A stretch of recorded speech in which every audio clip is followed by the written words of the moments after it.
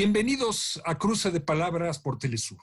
Soy Luis Hernández Navarro y hoy nos acompaña un invitado de lujo, el doctor Manuel Gil Antón, profesor del Centro de Estudios Sociológicos del Colegio de México y uno de los grandes especialistas en educación, en políticas pedagógicas en México en un momento muy especial.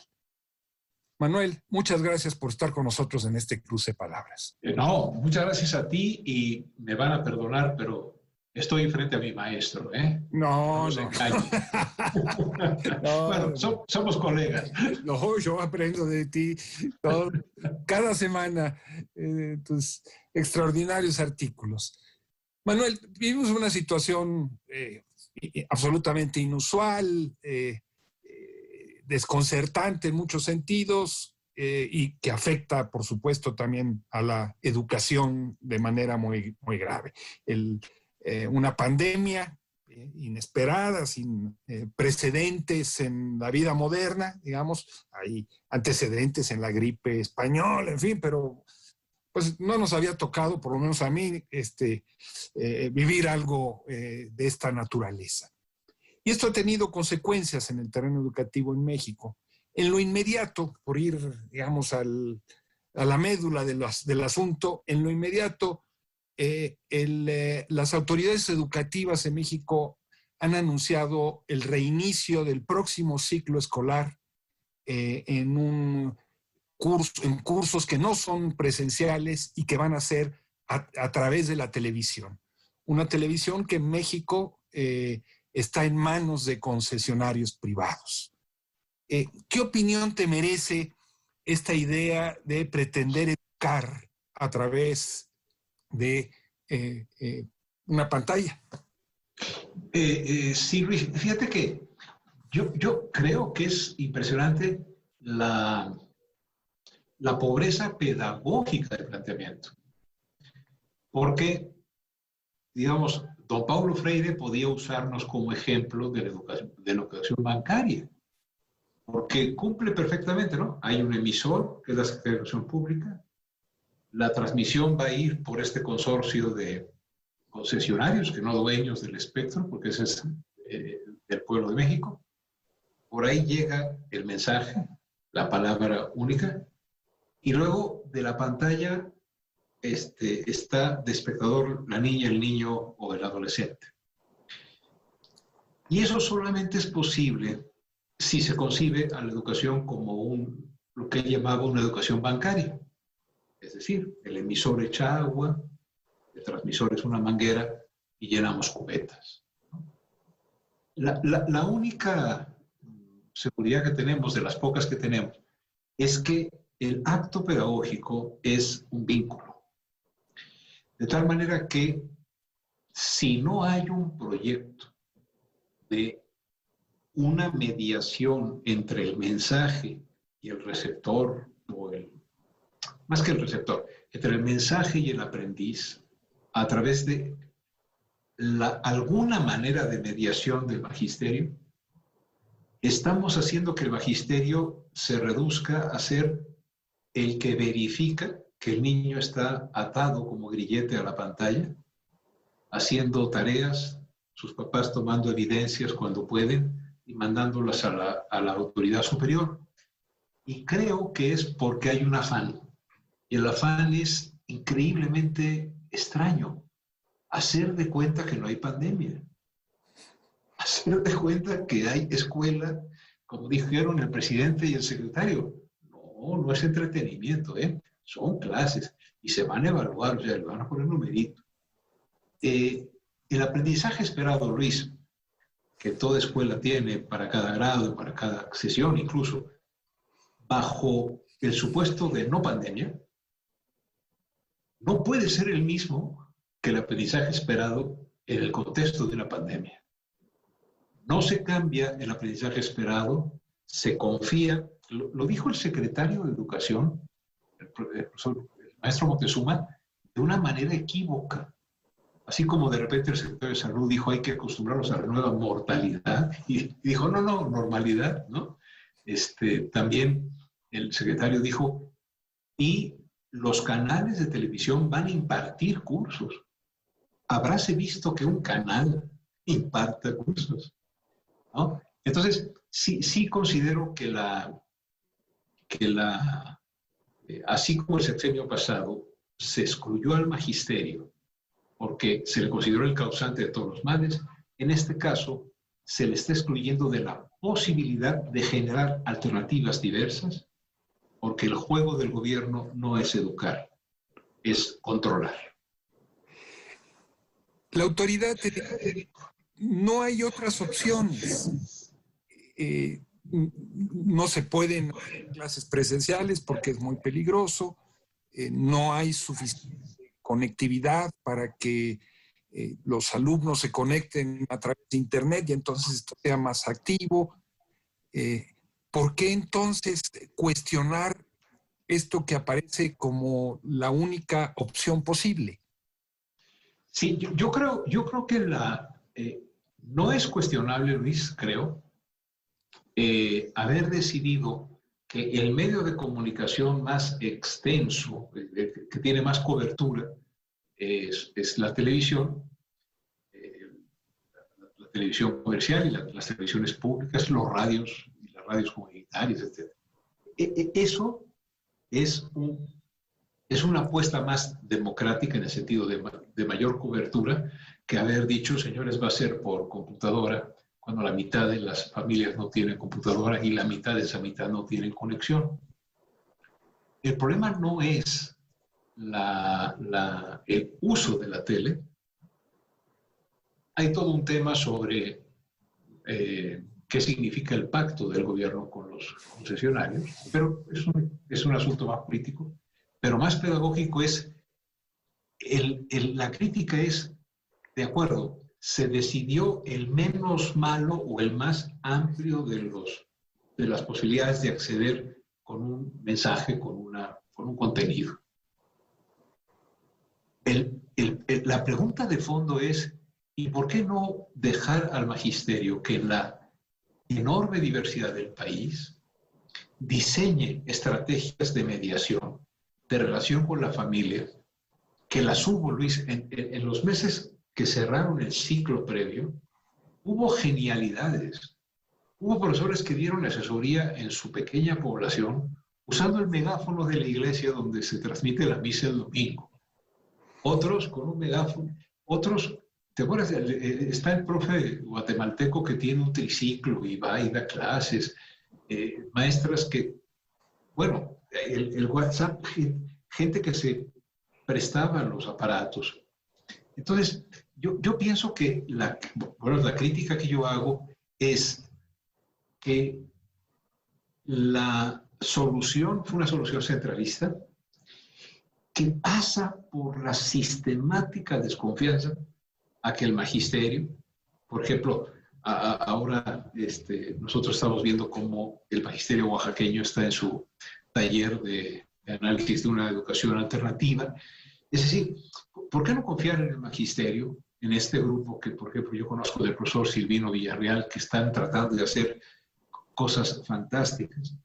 Hay escuelas multigrado en las que lo presencial puede ser bastante con sana distancia. En las ciudades, me imagino, hay muchos niños que van a la escuela, aunque no vayan a la misma escuela, pueden bajar a la placita que está abierta y por ahí habrá 2 o 3 profesores, alguno jubilado, que puede tener 1 hora al día para conversar. Y creo que México tendría muchísimo más posibilidad de aprender en casa, no de tener la escuela en casa, por ejemplo, con ciclos de cine que tenga como tema la pandemia, con lecturas, con ciclos de lectura, generaríamos aprendizaje adecuado a la circunstancia que vivimos en la sociedad.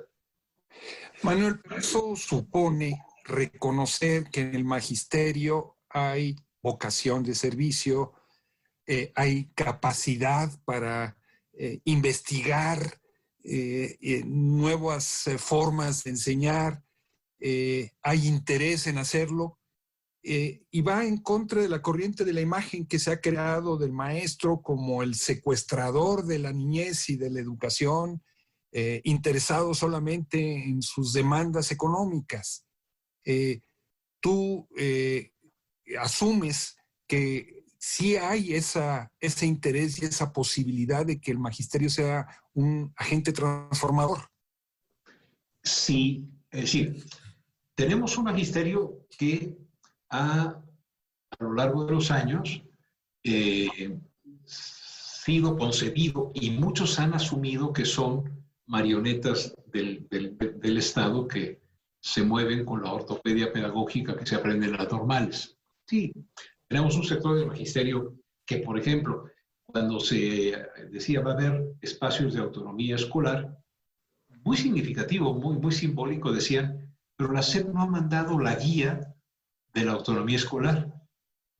O sea, se esperaba la guía para ser autónomo, ¿no? Es una vieja tradición del uso del magisterio como una especie de técnicos al servicio del poder en turno. Me parece que, sin embargo, si el 30%, no pido más, si el 30% de las maestras de los preescolares, de las primarias, etc., les decimos, hagan un proyecto de aquí a diciembre de cómo, aprovechando el mensaje de la tele o cualquier otro, haciendo cartas, el que ustedes diseñen, que creen, si tienen contacto con los padres, si les decimos, ¿saben qué? Hagan proyectos, denlos a conocer, hacemos pequeños congresos en regiones en que se compartan estos proyectos. Ese 30% así realizado, sobre todo en las comunidades más pobres, va a generar muchísimo más aprendizaje que pretender que una sola voz transmitida por los canales de la televisión van a generar con un receptor pasivo. Y a lo mejor son más, pero como tenemos el prejuicio, estaba en una reunión hace poco de Zoom y me decían, pero es que tú piensas que el magisterio es realmente un grupo de profesionales, gente así con vocación, son los gandules que paran carreteras, que dejan a los niños, ¿no? Y yo decía, el señor era un señor que se dedicaba a las farmacias. Él tenía una farmacia. Yo decía, sí, hombre, fíjate, los farmacéuticos, todos son unos rateros. Todos los farmacéuticos del país le quitan 10 pastillas a cada frasco y tal. Y me dice, ¿cómo te atreves a decir eso? Yo soy farmacéutico y conozco a muchos que no lo hacen. Y le dije, pues hice nada más de prueba una generalización sobre tu gremio, como tú lo haces sobre el magisterio, sin conocerlo. Y yo creo que tenemos ese estereotipo, ¿no?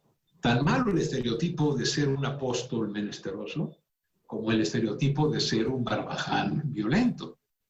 Hay maravillas y además, como la buena condición humana, hay muy buenos, muy malos y nosotros los regulares, ¿no? Y hay que darle a la vida.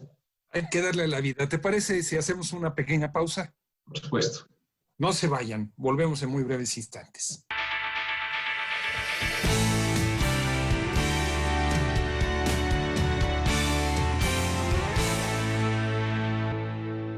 Estamos de vuelta en este cruce de palabras conversando con el doctor Manuel Gil Antón.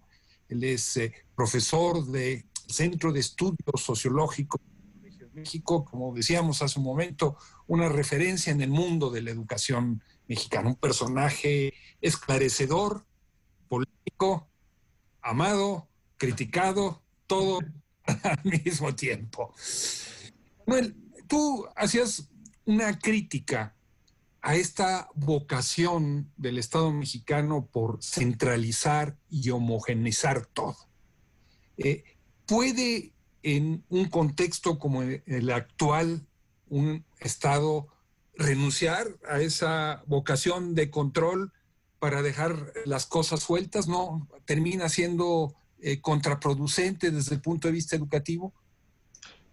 A mí me parece que una autoridad educativa para este país, no solo en la pandemia, sino para el país en su conjunto, debe tener una SEP pequeña orientada a generar a través de las consultas al magisterio, que son los intelectuales más importantes de todo país moderno, porque son los que generan la capacidad de aprendizaje de toda la sociedad. Estamos muy equivocados, Luis, cuando decimos que los intelectuales son los señores del Sistema Nacional de Investigadores. No es cierto. Cada día, cuando millones van y aprenden en preescolar y en primaria a los chiquitos a pensar, a leer, a entender, ahí se está generando el talento, se está generando la posibilidad crítica y se está generando el país del futuro en términos de construcción ciudadana. Entonces, así concebido el magisterio, no como un grupo de personas que construyen una ideología de poder que en algún momento fueron necesarios después del proceso revolucionario. Yo creo que ahora necesitamos una SEP más pequeña que junto con los profesores indique el horizonte educativo en el artículo 3º. Hay que quitar más o menos el 90% del artículo 3º para dejarlo como el proyecto del Estado mexicano y de la sociedad mexicana de futuro educativo. Y en esas líneas generales de gratuidad, laicidad, etcétera, en las que hay que ser profundamente centralista. En ninguna escuela tiene que haber discriminación, ni sexual, ni de ninguna manera. Esas, ¿no? Y en un horizonte, digamos, de líneas generales de apoyo a la construcción de un hombre moderno, una mujer moderna, alejada del fanatismo, etcétera. Yo pienso que el mejor sistema, no de control, sino de coordinación y crecimiento educativo, es que los grupos del magisterio, no cada profesor, sino los grupos del magisterio en el nivel orgánico que consigan, diseñan estrategias adecuadas a su contexto. Si no, lo opuesto, Luis, es que el día 24 empiezan estas clases, pues el día 25 todos los niños de tercero a las 8:15 de la mañana van a ser quebrados en todo el país, independientemente de si llueve, truena, relampaguea. Perdón, va a haber niños en duelo porque murió el abuelo, va a haber niños porque perdió su padre el empleo. Los profesores y las profesoras saben ver eso. ¿Por qué no confiar en ellos? Y entonces que la SEP, en vez de tratar de controlar, lo que haga es soltar de una manera confiada esto.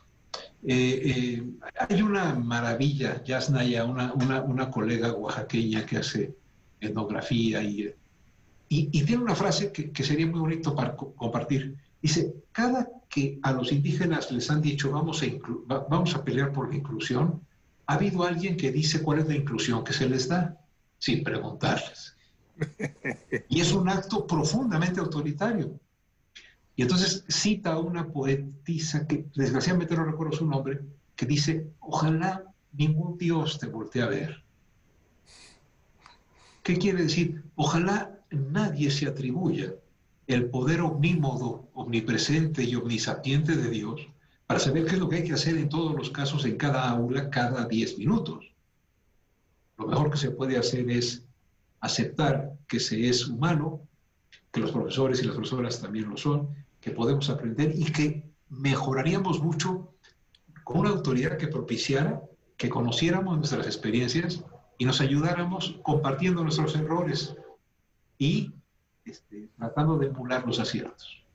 Hay una fantasía de una parte de nuestras élites que consiste en trasladar al conjunto de la sociedad el modelo de la cadena de montaje industrial, llevarlo al campo con fábricas de puercos y de pollos, y también llevarlo a la educación, ¿no? Que la educación pudiera ser una especie de cadena de montaje y los maestros dejaran de ser los artesanos que son, ¿no? Para ser simple y sencillamente una especie de capacitadores o supervisores. ¿Tú ves que con esta propuesta de transmitir clases a través de la televisión está en riesgo la profesión del docente? Sí, porque se le suplanta. Es decir, se le hace a un lado, ¿no? no se le invita a estar de alguna manera mediando el proceso. Entonces, en cierto modo, estamos viviendo un experimento muy aterrador. Y va más allá de la cuestión del papel del magisterio. Estamos ante la posibilidad de una telecracia, una especie de uso de estos medios, que ahorita nos están dando la oportunidad de un diálogo maravilloso, pero que si no estamos nosotros vinculados por un compromiso ético, Luis, por una idea de país, por la insoportable desigualdad y la intolerancia que tienes tú, que yo procuro tener por la desigualdad, no sería un acto humano, ni estaríamos comunicándonos con nuestros espectadores. Entonces, no, los profesores no pueden sobrar, porque, como dijiste muy bien, nadie enseña nada, solo aprende el que aprende. Es frase de Piaget, no es mía. Yo puedo enseñar mis lentes. Miren, ¿ya? ¿Los vieron? Eso es enseñar. Sí, como diría Nuño, que es un secretario de Educación que tuvimos acá, cualquiera puede enseñar, pero generar un ambiente de aprendizaje es el acto artesanal y artístico combinado con la capacidad que tiene un controlador de vuelo para ver dónde viene cada uno de los 30 niños que tiene enfrente. Ese proceso, que es el oficio más complejo del mundo, y yo creo que es el oficio que debería estar mejor pagado en el mundo y también más exigido. Bueno, ese es un oficio, lo podemos llamar una profesión, pero que tiene esa maravilla de ser orfebrería y de ser compromiso, que el compromiso que tiene el carpintero con la madera, ¿no?, lo tiene la profesora y el profesor responsable con la capacidad y el talento de cada niña, cada niño y el grupo, ¿no?, y la familia. Tienes toda la razón. La educación, la instrucción puede tener línea de montaje. La educación requiere el taller de la pintura, del arte, el taller de la lectura, el taller de la poesía. Manuel, tú acabas de mencionar a la telecracia, a este grupo potencial. No sé si exista la palabra, que manejan los grandes medios de comunicación, tienen el control de los medios electrónicos. Ellos fueron artífices de la campaña de estigmatización en contra del magisterio a través de sus fundaciones, financiaron películas, etcétera, etcétera.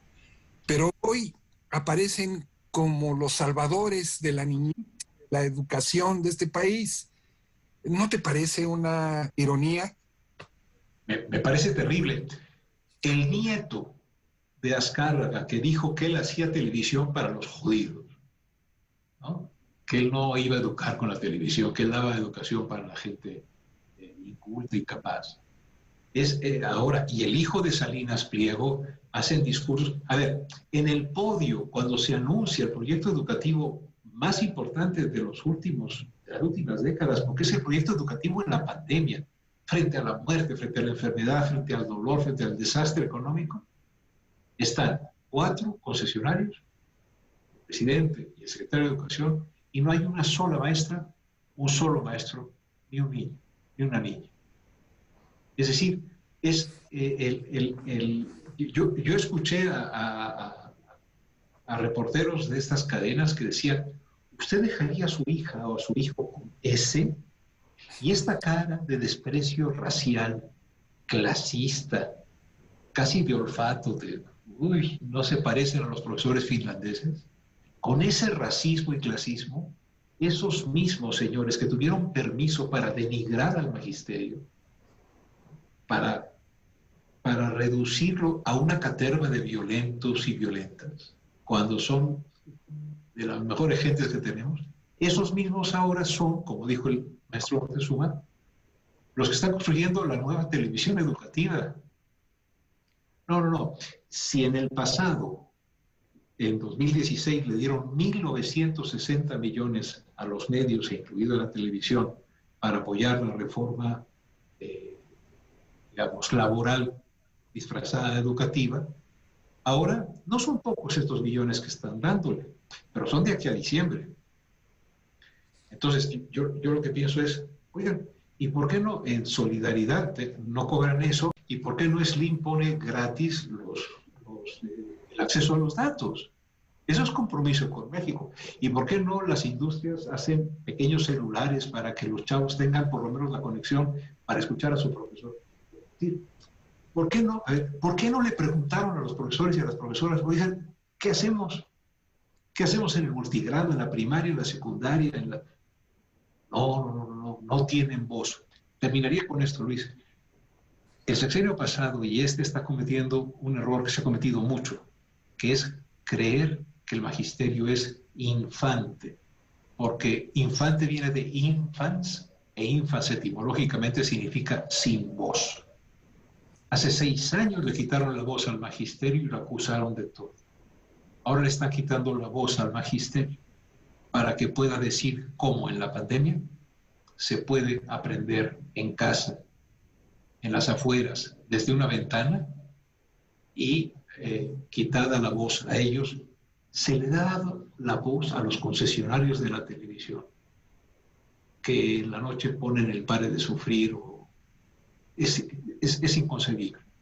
Tenemos que estar del lado del magisterio pidiéndole que por favor nos salve de estas ideas centralistas, pero sobre todo extraordinariamente autoritarias. Se creen Dios y creen que son capaces de hacer que en cada casa haya aprendizaje porque ellos lo deciden a través del mensaje que mandan por la pantalla. ¿Sabes qué? Ateos de ese ogro pedagógico. Doctor Manuel Gil Antón, muchas gracias por esta esclarecedora conversación. Al contrario. Amigas, amigos, muchas gracias por su amable compañía el día de hoy. Ya saben, los esperamos la semana que viene aquí por Cruce Palabras por Telesur. Hasta la próxima.